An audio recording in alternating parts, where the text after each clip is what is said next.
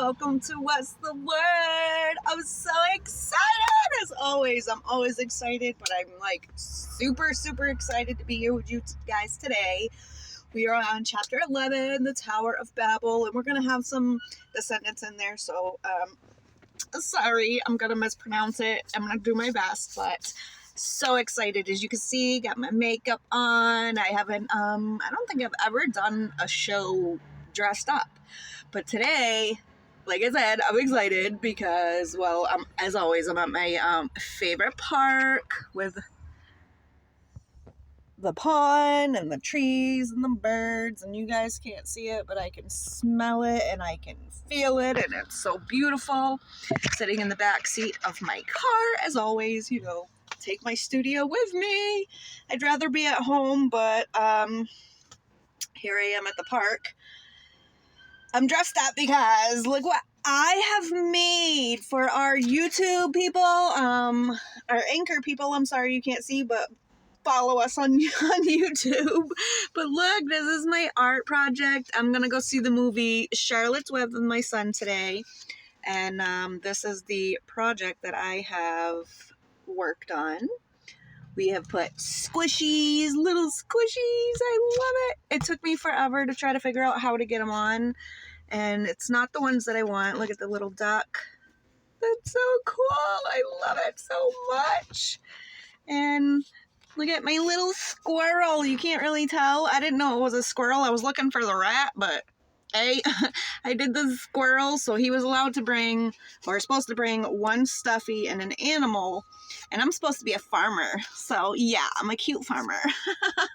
But I'm supposed to be a farmer and bringing my pig to the school with me. It is a puzzle that we did, and I just added a whole bunch of cool little things. This was the puzzle. I bought it at the dollar store. That was the puzzle. And look at it, I have googly eye. Can you see it? It's so cute. Tell me if you like these or not. I was actually trying to see if other people are doing projects with the squishies. I know this isn't Bible related, but hey, it's happiness related, and this is what I want. So it glows in the dark at night. See, there's like stars. Where is it? Stars. Stars next to the cloud, and there's one on his other side. At night, it looks like him and his friends, see all the squishies, they glow in the dark too. It looks like they're flying through the stars. I love it. See, during the day, they're in the field and the flowers, so it is kind of Bible related. This is like my favorite thing. During the day, and then, like I said, at night, I can't shut the sun off, so I can't show you the night vision, but I hope you guys like it, because I love it. It's the squishies. It's so much fun. My son's so excited, and I am so excited. I love the movie Charlotte's Web. I love it. I love it. I hope people listen to it. Subliminal messages in all the movies. All the movies. Like, all the movies. I've told you that. The whole reason, movies were made were different, I don't know what the word is. I don't know what I'm trying to say, but you know what I mean. So, awesome! So, like I said, we're at chapter 11, the Tower of Babel. And I'm gonna read it. The NLT version. Hold on. I did say it right. At one time, all the people of the world spoke the same language and used the same words. As the people migrated to the east, they found a plain in the land of Babylonia. But in Hebrew, I tried to say it. I tried to Google how to say it. In Hebrew, it's Shinar. Shinar. I think that I said it right. And they settled there. Listen, guys. They began saying to each other, let's make bricks and harden them with fire. Listen, make bricks and harden them with fire. They were doing this. This is what I don't know how many generations now, it was a lot. But let's make bricks and harden them with fire. In this region, bricks were used instead of stone, and tar was used for mortar. Then they said, come, let's build a great city for ourselves, with a tower that reaches into the sky.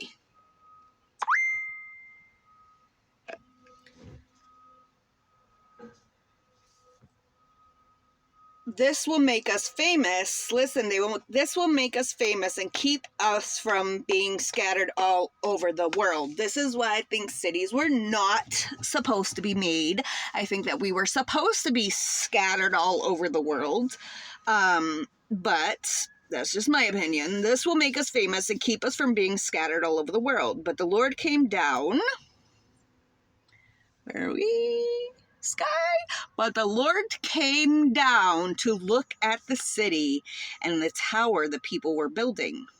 Listen, this is God saying this. Look, he said, the people are united. Listen, my favorite. Oh my God. The people are united. And they speak the same language. I can't even get it out. After this, nothing they set out to do will be impossible for them. Listen, guys, what? Did you just catch that? Did you just catch that? The Lord came down to look at the city and the tower the people were building. Look, he said, the people are united and they all speak the same language. After this, nothing they set out to do will be impossible for them. So what did God do? Why is that? Why? What did he do? Come, let's go down and confuse the people with different languages. It started with languages. It wasn't even nationalities. It was different languages. Listen, what? Oh my God. Let's confuse the people with different languages. Then they won't be able to understand each other. Yo. And that way the Lord scattered them all over the world. And they stopped building the city. This is why the city was called Babel. Babylon. Babel sounds like the Hebrew term that means confusion. Yo. If we only knew. Because that is where the Lord confused all the people with the different languages. In this way, he scattered them all over the world. That's crazy. That's crazy. So that's the Tower of Babel. Now we're on the descendants, and I'm not very good with that, but I will do my best. So, the line of descendants from Shem to Abram. Abram, also Abraham. Not yet, but. The line of descendants from Shem to Abram. This is the accounts of Shem's family. 2 years after the great flood. All right, so this is generations, like I said. 2 years after the great flood, when Shem was 100 years old. Yo, that's like insane. I think Noah was 900 and something years old, and then he became the father 800 and something to Shem. So now we're at like 900 and something years. That's insane. He became the father. So 11:10, or the ancestors of also in all these verses. So chapter 11, 12, 14, 16, 18, 20, 22, and 24. Arphaxadad, after the birth of, and now we're on 11, and then it's the birth of the ancestors of, also in verses 13, 15, 17, 19, 21, 23, and 25. After the birth of Arphaxad, Shem lived another 500 years and had other sons and daughters. We're on that too. I don't understand why they say that. Why other sons and daughters? Why don't they tell us who they were and how many? When Arphaxad was 35 years old, he became the father of Shelah. After the birth of Shelah, Arphaxad lived another 403 years and had other sons and daughters.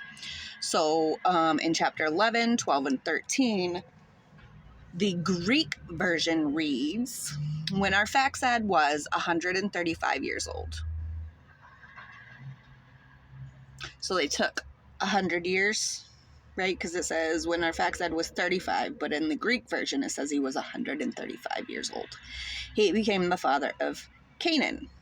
After the birth of Canaan, Arphaxad lived another 430 years and had other sons and daughters, and then he died. When Canaan was 130 years old, he became the father of Shelah.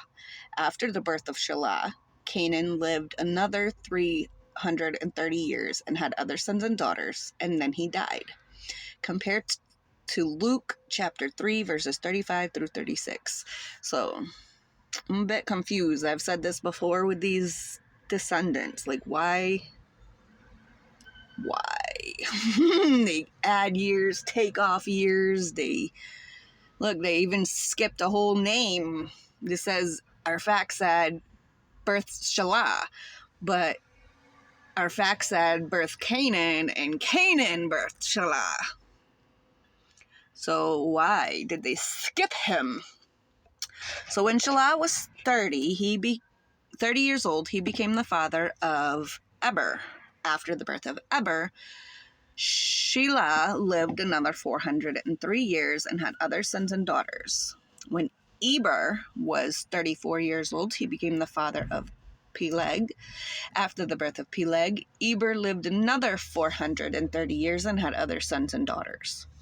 When Peleg was 30 years old, he became the father of Reu. After the birth of Reu, Peleg lived another 209 years and had other sons and daughters. When Reu was 32 years old, he became the father of Serug. After the birth of Serug, Reu lived another 207 years and had other sons and daughters. When Serug was 30 years old, he became the father of Nahor. After the birth of Nahor, Serug lived another 200 years and had other sons and daughters. When Nahor was 29 years old, he became the father of Terah. After the birth of Terah, Nahor lived another 119 years and had other sons and daughters. After Tahar was 70 years old, he became the father of Abram, Nehor, and Haran. After Terah was 70 years old, he became the father of Abram, Nahor, and Haran. Did I skip something? Did I miss something? I feel like I missed something because how? There's two Nahors now. So when Serug was 30 years old, he became the father of Nahor. After the birth of Nahor, Serug lived another 20 years. And then when Nahor was 29, he became the father of Terah.